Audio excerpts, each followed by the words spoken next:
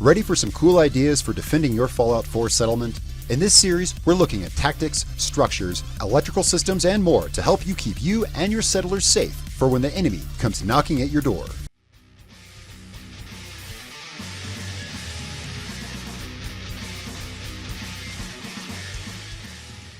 What's up, guys? Darkdally here, playing Fallout 4.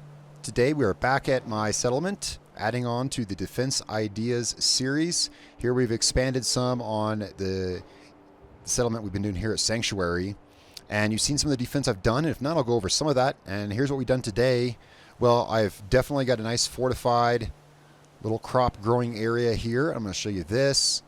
I'm going to show you some of what went behind building some of this. I got so caught up last time doing that logic gate tutorial that I wasn't able to really go into a lot of the building that went into this. And I also want to do some stuff about, I want to make a mention of this house and also some possible turrets here. Okay, and so here we are in our little hallway here we've built between these buildings. I want to go through and actually show you guys some of the stuff I've built. And I still haven't been attacked, although I did just a moment ago get a bunch of ghouls spawn. There was a rad storm. Actually had to manually clear the weather to do this video because it was just not clearing up. I had some ghouls spawn on top of the roof of that house over there. That was oddly entertaining. And while I'm thinking of that, one thing I want to mention about Sanctuary, speaking of spawns, is this house down here. Now, this is one thing I always do when I defend Sanctuary, is I always make sure to board up this house. Right now, it's boarded up. I'm going to eventually do something with it, probably put some traps inside of it and have some kind of entry thing. And the reason being, this house has proven to me over quite a few times to be a spawn point for raiders when you get attacked. And as I've said, there is a list of the mods I'm running via a link in the description of this video below. I'm running Immersive Gameplay and Raider Overhaul, or the two big overhaul mods that I'm running, and because of that I can get very large raids, and I've had as many as 20 guys spawn in this house. So having it walled up is a very good idea, because then they spawn in there and they have nowhere to go, and you can come here and just pick them off. So I'm always careful to wall off this house, at least so the raiders who spawn in there, if they do spawn in there, so that they can't get out, because I've seen them climb through windows. They'll vault those window sills and climb right out. These walls I have here I can shoot through, as you can see, but so I may actually cover that with a normal wall. You can't shoot through this. What I do plan to do with this is something I've done before, and you can't shoot through this either, but you can shoot through this gap in the house. So be aware, if you got guys trapped in here and you're checking them out, you can shoot through this gap, unlike the other ones. Anyway, I do plan to do something with this. I've done something before where I had like a bunch of automated traps in there, and I had a whole door system, so I could lure them out, get them in like a thing I hear, and then do like a kill box kind of deal. It was kind of fun. Yeah, it's kind of fun because you can trap raiders in there and then play with them to your heart's content. Anyway, let's move on to the settlement proper. We're going to be doing something with that building in the future for sure, something devious. So I want to talk about some turrets that I want to do. I think first though, let's go through here. Let's check out what we've actually done. Now you saw these. I showed how to build these in the last video in the series. Now if you've missed the previous videos of this series, a link to the entire playlist is down in the description below this video. And you just click that and then you'll have the whole playlist and you can watch all of them or just one or two of them or whatever. We got these alternating doors here, so when you open one, the other one closes. No matter what order you hit the switches in or how many times you hit them, it will always toggle the door that you're toggling, and it will put the other one in the reverse position. Such a great idea for cover. I think I know what I'm doing with the turrets, and it does have something to do with this. So first, I want to kind of show you what I think these are kind of cool little windows. Now, what I built these out of, let me just go ahead and show you. Let me go into build mode. I showed how I built these, how I wired them, rather. I didn't really show what they were made of. This is just one of those little half-size warehouse walls right here. And fencing. Now this right here, this wooden board up here, this is something I use a lot. And this wooden piece up here says Constitution something, USS Constitution balcony railing. There it is. And where I get that from is SOE, and I'm not sure if that's available on all platforms or not. I believe it's Settlement Objects Expansion, I believe is what it stands for. And over here under USS Constitution, miscellaneous. First of all, these are great. Little turret stands. Oh, that's what I use them for. Oh, that's what they're called, turret stands. Okay then. These are great.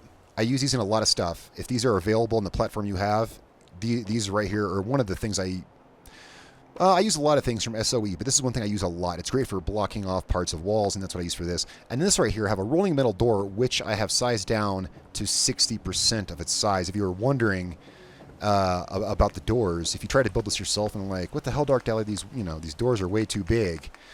what I do is I size them down. Let's go find these. If you're on the PC, I'm not sure if other platforms can do it, probably Xbox, and you have place everywhere, then it's as simple as sizing them down. And that's what I did. I sized these down to, I think it was about 60%, and they made great little window doors. I probably could have sized them down another 10%. All right, now let's check out the farm area. That's like a whole new thing here, is my crop growing area. Now, I don't have a power door leading to it. It's actually open to the rest, but I got so many darn power doors everywhere. I was like, you know what? I'm just going to have an open doorway to it. It does have a door out the back. I tried to build this and make it look like as organic as I could, like as if this was made from the stuff that was here. I figured this is not an unreasonable amount of wood to have salvaged from the trees that I've cut down here. We can say we pulled a couple freight containers from the train tracks or the road down there or something. And then we got, you could see it kind of has the feeling as they were building it, they were kind of running out of materials, which I wasn't, but I thought that was kind of an interesting way to do it. Now, I want to talk about that little bridge up there in a second. I'll show you the gate I have here. I do have this wired up because this is an external entrance to the settlement. And it's only controllable via that switch back there for now. I don't have a switch out here on this side.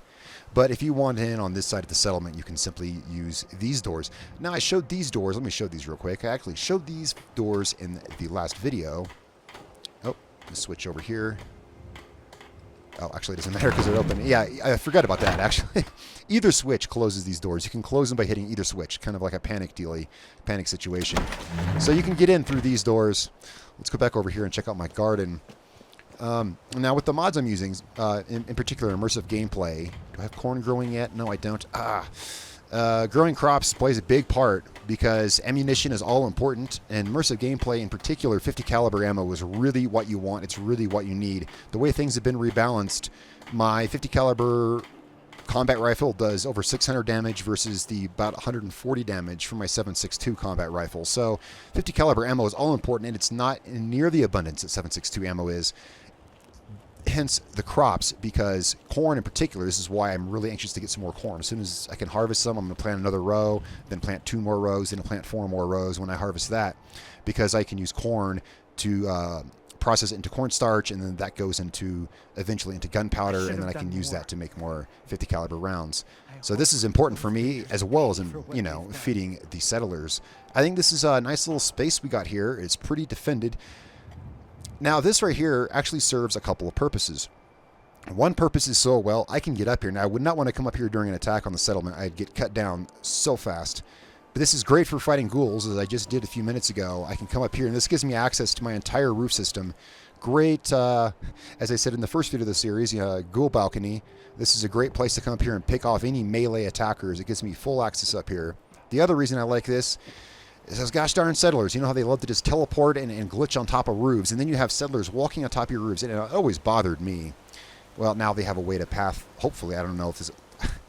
I doubt this is all nav meshed, but then how the heck did they get up there in the first place, right? So maybe they can use this to climb down.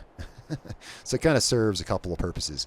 Now, I want to talk about the turrets that I'd like to place. I already have a place for them. I already have an idea for them in mind, and it plays into everything that I have built here already. Probably didn't see in the last video, I have these little platforms here. I have one built here, and I have one built over here, and these are for turrets. Now, there's a couple considerations with turrets and why I haven't placed them yet. Part of it is I kind of like to keep my defense low because I want to get attacked, especially as this settlement hasn't had a proper attack yet. I kind of like to keep my defense low and see. Now, if I start putting turrets up, it's going to raise my defense. Unless I used, like power turrets I can turn on and off, which is usually what I prefer. Now, of course, with the mods I'm running, I'm doing a very immersive kind of playthrough here, and I can't necessarily just pop that kind of stuff up, and that's actually one of my other concerns. Let's go have a look at them right now. Let's look at what it takes to build turrets in immersive gameplay is a little more. See, it takes, you actually have to put ammo in them, and when they use ammo, you actually have to replenish that ammo. Now, that's one thing. Now, I would want to build either 5.56 or 7.62 turrets because I have a lot of that ammo. As you can see, I have 4,500 5.56 ammo, and I have... Okay, but 7.62 is primarily what I use. So, yeah, there's ammo concerns. Also, notice these all take targeting cards and turret parts. And those are very expensive from stores, and they're rare drops from certain enemies. So, that plays into part of it. See, I can't build any of these because I don't have the... I know I do with my workbench. My workbench, I know I have turret parts. Oh, I have turret parts for that one. Okay. Very interesting. See, so building turrets is a little more complex in immersive gameplay. Are there... Oh, there are powered turrets. That's part of my other concern right here.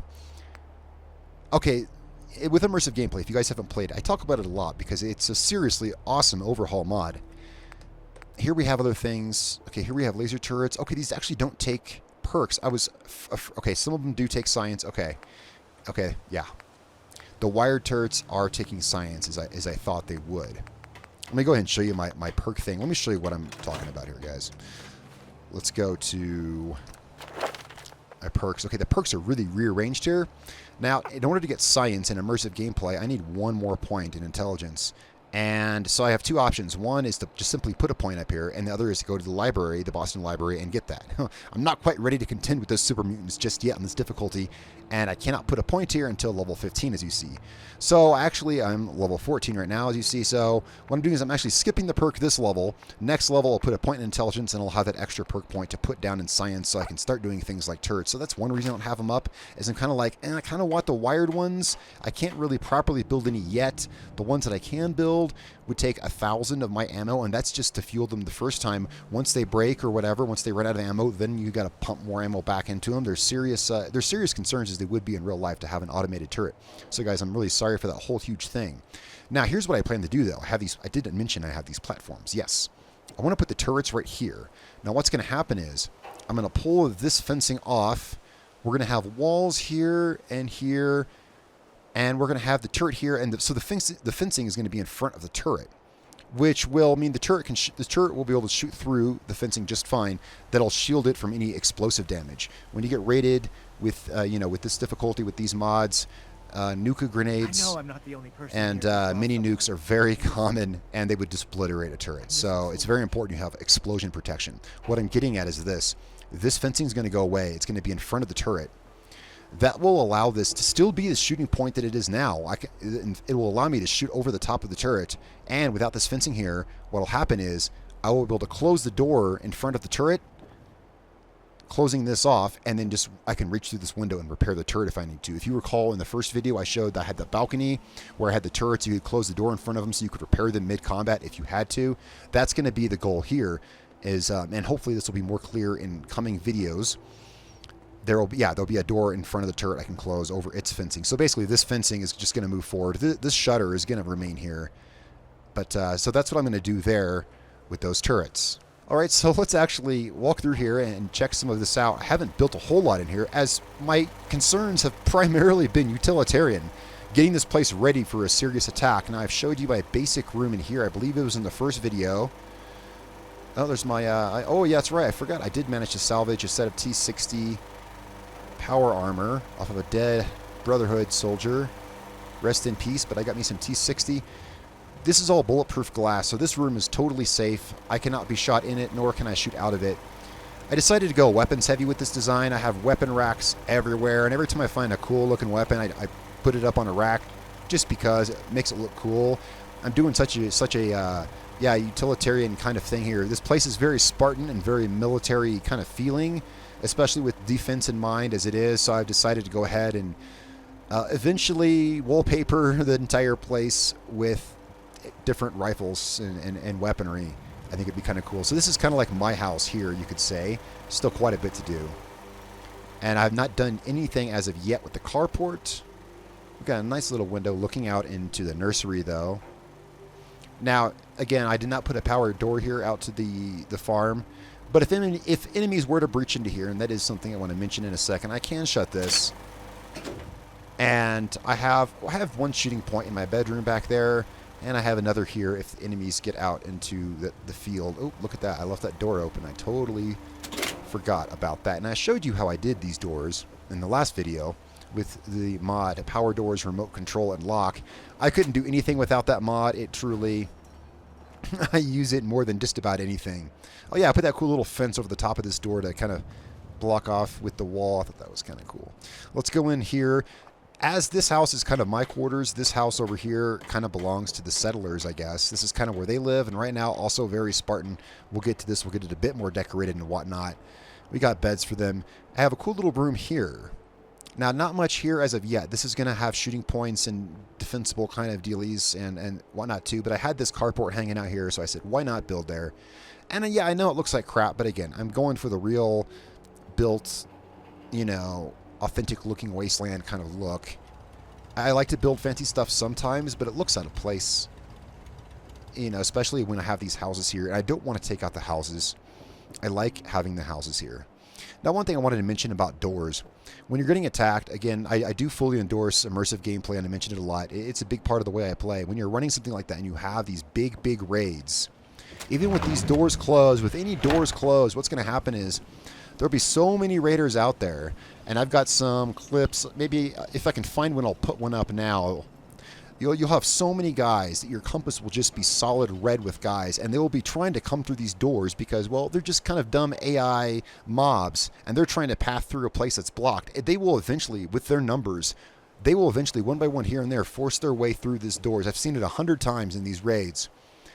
That said, if you have one kind of choke point, kind of main entrance to your base, it's not a bad idea to have two doors, have one, and then have another one about, you know, one tile in, you know, have like an airlock kind of thing, because they can and will eventually force their way through.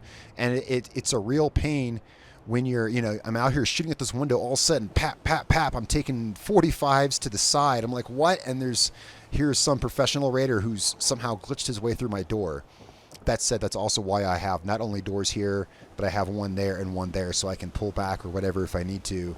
I feel it'd be kind of overdoing it to double up these doors, but I just want, that's something that I just wanted to mention, you know, is keep that in mind. All right, guys, that's really about it for today. I can't believe this video went on as long as it did. Apparently, there's a lot more to show than I thought there was. There's a lot of stuff I'm going to be working on in the coming days, and I'll probably have some videos that are not of this series. I'll probably have some other kind of gameplay related videos, maybe, and most likely also building somewhere else. I may take a small break from this place and build at one of my other settlements. We'll just have to see. Guys, thank you so much for watching. It's been a real pleasure. Don't forget to tell me what you think of the video, and if you have any questions, leave them in the comments below. Guys, my name is Darkdally. I will catch you guys next time.